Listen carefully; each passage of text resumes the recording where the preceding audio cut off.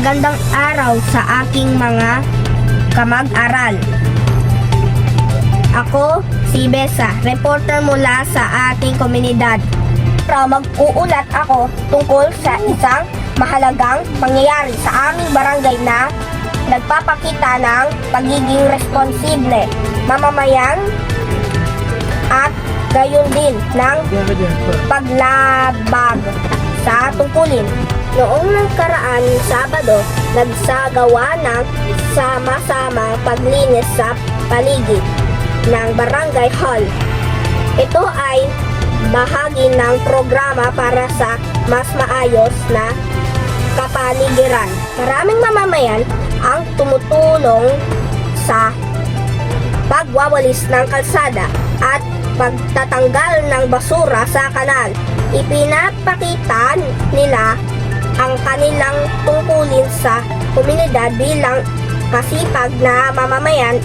Ang pagtutulungan at ay isang halimbawang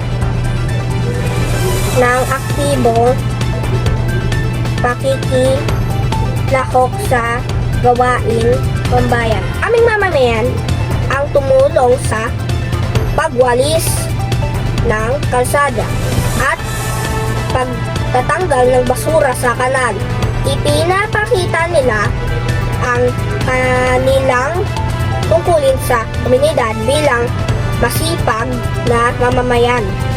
Ang pagtutulungan ay isang mahalagang halimbawa ng aktibong pakikilahok sa gawain pambayan. Subalit, habang naglilinis ang mga tao, may ilan pa ring presidente ang nagtatapon ng basura kung saan-saan.